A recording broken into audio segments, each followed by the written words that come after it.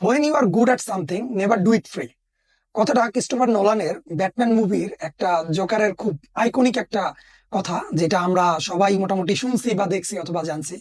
তো যখন আপনি কোনো কিছুতে এক্সপার্ট হবেন, বিলিভ করেন, আপনি তখন কোনো কিছু ফ্রিতে দিবেন না। ঠিক আছে, এটা হচ্ছে সবচেয়ে বড় কথা। বাট যতক্ষণ না পর্যন্ত আপনি সেই এক্সপার্ট লেভেলে যাচ্ছেন, মানে যখন আপনি কোনো মানে কোনো গুড এট সামথিং, মানে কোনো কিছুতে ভালো কিছুতে করার জন্য মানে উপযোগী, তার আগ পর্যন্ত আপনাকে কিছু কাজ ফ্রিতে করতে হবে, না হলে আপনি শিখতে পারবেন না। সো সেই পার্সপেক্টিভে যখন আমি ঢাকা ভার্সিটিতে পড়ি, তখন একটা ছাত্রী আমার সাথে যোগাযোগ করে এবং অনেক কষ্টেই আমার সাথে যোগাযোগ করতে পারে, কারণ আমার শিডিউলটা ছিল খুব টাইট। আমি ভার্সিটিতে আসতাম, ক্লাস করতাম, চলে যেতাম। তো আমাকে অনেক মানে ভাই ব্রাদার দিয়ে আমাকে নক দিছে যে, ভাই একটা মেয়ে আপনার সাথে একটু কথা বলতে চাই, একটু কথা বলেন। তো আমি মেয়েটাকে, আমি তখন রাত বাজে প্রায় 1টার মতো, তখন আমি ওকে নক দিয়ে বললাম, দেখো এখন আমার টাইম নেই, আমি আগামীকাল সকালে তোমার সাথে কথা বলবো ঠিক 7টার সময়। 7টার সময় আমি অফিসে যাব, তার আগে ঠিক 15 মিনিট আগে আমি তোমার সাথে কথা বলে দেন যাবো। মেয়েটা আমার সাথে সকাল 7টায় জয়েন হইলো এবং বলল যে, ভাই আমি তো খুব একটা ক্রাইসিসের মধ্য দিয়ে যাচ্ছি, আমার ফ্যামিলি কন্ডিশন খুব খারাপ আসলে। সম্প্রতি আমার বাবা মারা গেছেন। তো পরিবারের আমি বড় মেয়ে এবং আমার পরে আরো 3টা ছোট ভাই আছে, মানে ভাই বোন আছে আর কি। তো ভাই আমাকে একটা কিছু আইডিয়া দেন যাতে আমি কিছু বিজনেস করতে পারি আসলে। আপনার এনটিভিতে আমি প্রোগ্রাম দেখছি, আমি সেখানে দেখছি যে আপনি খুব ইনোভেটিভ আইডিয়া নিয়ে কাজ করেন এবং সেখান থেকে আপনি গ্র্যান্ড পাইছেন। তো আমি বললাম, আচ্ছা ঠিক আছে, অসুবিধা নাই, কারণ যারা আমার সাথে ট্রুলি কাজ করতে চায় আমি তো কখনোই তাদেরকে ফেরাই না। এটা আমার একটা বদভ্যাস বলতে পারেন। তো তখন আমি বললাম যে, আচ্ছা তুমি কোনটাতে গুড এট, মানে কোনটাতে খুব দক্ষ, এক্সপার্ট? বলো ভাই আসলে আমার তো এরকম কোনো অ্যাবিলিটি নাই, তবে ভাই আমি ভালো আচার তৈরি করতে পারি, আচার। ঠিক আছে। তো আমি বললাম, ঠিক আছে, আমাকে তোমার আচারের কিছু স্যাম্পল আমাকে পাঠাও, আমি টেস্ট করে দেখি, দেন হচ্ছে আমি এর পরে ফিডব্যাক জানাবো, যদি আমার উপর ওই ট্রাস্টটা থাকে আর কি। তো মেয়েটা তার 2 দিন পরেই আমাকে কয়েক ধরনের আচার, বড়ইয়ের আচার, চালতার আচার, তারপর হচ্ছে আমের আচার, তারপর আমার স্টিল মনে আছে যে কোন একটা মানে মিক্সচার একটা আচার দিছিল, জাস্ট ফ্যাবুলাস। ঠিক আছে, টক মিষ্টি ঝাল এরকম। তো আমি তখন তাকে বললাম, তো এগুলো তো খুব ভালো, তুমি এটা নিয়ে বিজনেস করবা, যা মূলধন লাগে সেটা আমি দিব, কোনো অসুবিধা নাই। এটা কিভাবে সেল করতে হয় ইচ এন্ড এভরি পোর্শনে আমি তোমাকে হেল্প করব। ঠিক আছে। তো প্রথম আমি ওর কাছে আসলে ওই মানে ওর কাছে তো রেসিপি আছে অনেকটা, কি বলে এটাকে, ওই যে কোকা কোলার মতো রেসিপি আছে, কিন্তু ওইটাকে আসলে বাজারজাত করার জন্য ওর কাছে মূলধনটা ছিল না। তো আমি ওকে ইনস্ট্যান্ট, আমি ওর সাথে প্রায় 7 দিন কথা বলছি আগে। ইনস্ট্যান্ট না, 7 দিন কথা বলছি, আমাদের বিভিন্ন পার্সপেক্টিভ, প্রপোজাল সবকিছু আমি ওকে বুঝাইছি যে কিভাবে বিজনেস রান হবে, 6 মাসের মডেল কি, 3 মাসের মডেল কি, আমরা কোথায় এরপরে পৌঁছাবো, 1 বছর পরে তোমার ব্র্যান্ড ভ্যালু কিভাবে কত দূর থাকবে, এরকম একটা স্ট্যাটিস্টিক আমি ওকে টোটাল প্রজেকশন করে বুঝাইছি। দেন আমি ওকে লোভ, মানে ব্যবসায় লব্ধি করার জন্য মূলধন হিসেবে আমি ওকে 50,000 টাকা দিই। বলি যে, দেখো তোমার একটাই কাজ হচ্ছে, সেটা হচ্ছে যে তুমি আমার সাথে কয়েকটা দিন যাবা এবং তোমার কিছু স্পেশাল রেসিপি আচারের আমার কাছে যেগুলো ভালো লাগছে এগুলা আমরা আমাদের যে ঢাকা ভার্সিটির টিচাররা আছে আমি তাদের সাথে ফ্রি দিব। ঠিক আছে, ফ্রি তাদের কাছে দিব। তো এরপর প্রায় 7-8 দিন পরে ওগুলো নিয়ে আসে এবং আমি সরাসরি ঢাকা ভার্সিটিতে চলে যাই।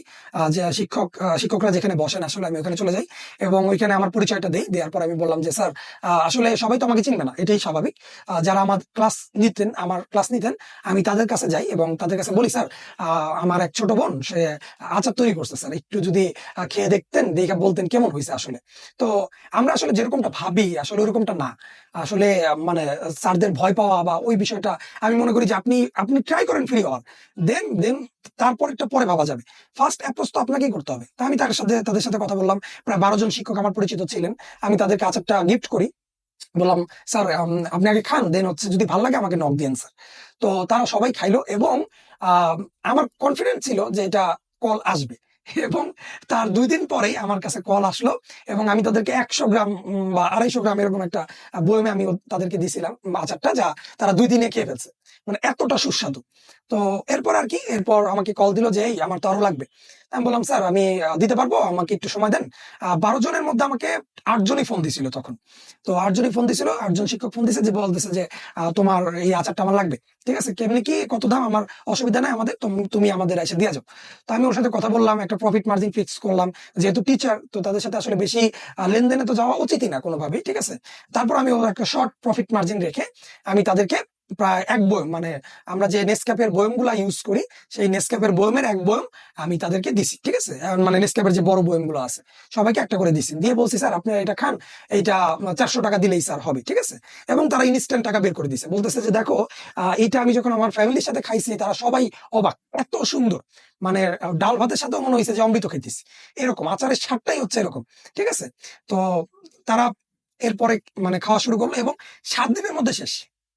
ইভেন তারা তো খাইছেই, এবং তাদের যে তারা যখন লাঞ্চ করে সবাই কিন্তু একটা মানে মানে কি বলে একটা টেবিলে, মানে অনেকে কয়েকজন মিলে করে, অনেকে মানে গ্রুপ ভাবে খাওয়া দাওয়া করে, তখন স্যাররা একজন আরেকজনকে খাবারটা খাওয়াইছে, মানে আচারটা, যে স্যার একটু খেয়ে দেখেন, দেখেন এটা কি টেস্ট। তো তারা তখন খাইলো। এখন এর 1 মাসের মাথায় দেখা গেল যে অর্ডার আসতেছে প্রায় 300 350 এরকম, ঠিক আছে? তখন আমি বললাম তাহলে এক কাজ করো, এটা এখন যেহেতু প্রোডাক্টের মার্কেট ভ্যালু বাড়তেছে, তুমি 500 টাকা করো, ঠিক আছে? ওর বানাইতে মোটামুটি খরচ হইতো প্রায় 300 টাকার মতো, ঠিক আছে? 300 টাকার মতো আমরা প্রফিট মার্জিন হিসেবে 100 টাকা রাখতাম। বয়মের খরচ আছে, তারপর হচ্ছে যে জিনিসটা ভালোভাবে প্রক্রিয়াজাতকরণের ব্যাপার আছে। তো আমি বললাম যে এগুলো তুমি করো, এগুলো করে তুমি হচ্ছে 500 টাকা মার্জিন রাখো, 200 টাকা তোমার পকেটে ঢুকবে, আর 300 টাকার মধ্যে সবকিছু প্যাক করার আমি একটা ফ্যাসিলিটি করে দিলাম। দেওয়ার পরে দেন স্যারকে বললাম যে স্যার এখন সবাই তো অর্ডার করতেছে, মানে যখন সাপ্লাই ডিমান্ড বেশি থাকে তখন আবার সাপ্লাই কমে যায়। তখন আমি বললাম যে আমাকে ফোন দিল মেয়েটা, বলতেছে যে ভাইয়া এখন তো সাপ্লাই বেড়ে গেছে, আমি একা তো কুলাইতে পারতেছি না। আমি বললাম দেখো তোমার রুমে, তোমাদের ক্লাসরুমে কতজন এরকম আছে যারা খুব মানে কাজ করতে চায়, কাজ পাচ্ছে না বা কাজ খুঁজতেছে, এদের কয়েকজনকে গ্যাদার করো, কর্মঠ, নট বুগিচুগি। তোমার এখন আসলে বুট ক্যাম্প করার টাইম নেই, তোমাকে মানে তাদেরকে গাইড করার টাইম নেই, তুমি জাস্ট তাদেরকে গাইড করবা, তারা বানাবে, প্রক্রিয়াজাত করবে, দ্যাটস ইট। আমি কয়েকটা ভাগে ভাগ করে দিয়েছি, কয়েকটা টিমে ভাগ করে দিয়েছি, এবং 6টা মেয়ে সেখানে কাজ করছে। এবং 2024 সালে ওদের মাসিক টার্ন ওভার বর্তমানে গিয়ে দাঁড়াইছে প্রায় 3.5 লাখ টাকা। শুধু প্রফিট, নট সেল। সেল হিসাব আলাদা, প্রফিট মার্জিন বলতেছি, ঠিক আছে?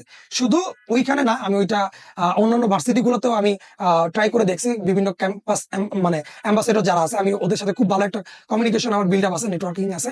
আমি ওদের সাথে কথা বলছি, দেখো তোমরা এটা সেল করো, এখান থেকে তুমি 500 টাকা নিও, ঠিক আছে? মানে ব্যাপারটা হচ্ছে এরকম যে আমি ওদেরকে একটা সেলস টার্গেট দিছি। বেশিরভাগই হচ্ছে যারা মার্কেটিং এ পড়ালেখা করে ওদের সাথে। তো এভাবে দেখা গেছে যে পুরো প্রসিডিউরটা একটা লং টার্ম প্রসিডিউর, আমি প্রায় 5 ইয়ার প্ল্যানিং করে আমি ওর সাথে বসছি এবং ওর সাথে বসে এগুলো ডিসকাস করছি। এখন দেখেন ওর সাথে এখন আমার আর কোনো প্রকার যোগাযোগ নাই, আমি ওর সাথে পুরো বিজনেসটা দিয়ে দিছি। বলছে যখন হেল্প লাগে আমাকে নক দিবা। বাট আমি প্রথম দিকে আমি ওর সাথে একটা কমিটমেন্ট করছিলাম যে আমাকে জাস্ট হচ্ছে তোমার যে প্রফিট হবে, প্রফিটের 10% আমাকে 4 মাস অন্তর অন্তর দিতে হবে, মানে 3টা কোয়ার্টারে, ঠিক আছে? তো সেখান থেকে আমার অ্যাডভাইজারি ইকুইটি হিসাবে প্রতি মাসে ভালো একটা অ্যামাউন্ট আসে। অ্যামাউন্ট আর বলতে চাচ্ছি না, ভালো একটা অ্যামাউন্ট আসে। সো দেখেন যে মেয়েটা একটা সময় খুব মানে ঠেকছে, মানুষের দ্বারা দ্বারা গেছে, ইভেনচুয়ালি তাকে অনেক মানে স্টুডেন্ট পড়াই, তো স্টুডেন্টের প্যারেন্টসরা বেতন দেয় নাই, ঠিক আছে, না খাওয়াই রাখছে, এরকম অবস্থা গেছে তার মধ্য দিয়ে। সে এখন একটা ভালো আচারের প্রতিষ্ঠান গড়ে তুলতেছে। তো আমি ওর জন্য বেস্ট অফ লাক বলতেছি, এবং আমার সাথে কাজ করার জন্য অসংখ্য ধন্যবাদ। এবং যে কোনো সময় যে কোনো আপনারা যদি কোনো প্রকার বিজনেস আইডিয়া লাগে বা মানে মানি লাগে, পুঁজি লাগে, পুঁজি মানে হচ্ছে মানে যেটা ইনভেস্টমেন্ট সেটা লাগে, আমার সাথে ফিল ফ্রি টু নক, আমার সাথে কথা বলবেন। আমি এখন ওইদিকেই মানে মুভ করতেছি আসলে, কারণ সামনের দিকে আমি এগুলো নিয়ে আগাবো। হয়তো আমি মানে সরাসরি যুক্ত থাকবো না, অ্যাডভাইজারি ইকুইটিটা নিবো আসলে। অ্যাডভাইজারি ইকুইটি কি, ওইটা আমি পরে কোনো একটা ভিডিওতে বলবো, যে পুরো গাইডলাইন আমার, পুরো রিস্ক আমার, ফেইলার হইলে টাকা আমার যাবে, বাট প্রফিট করলে ওইখান থেকে আমাকে একটা প্রফিট মার্জিন দিতে হবে, ঠিক আছে? তো এই ছিল আরেকটা সাকসেস স্টোরি। সবাই ভালো থাকবেন।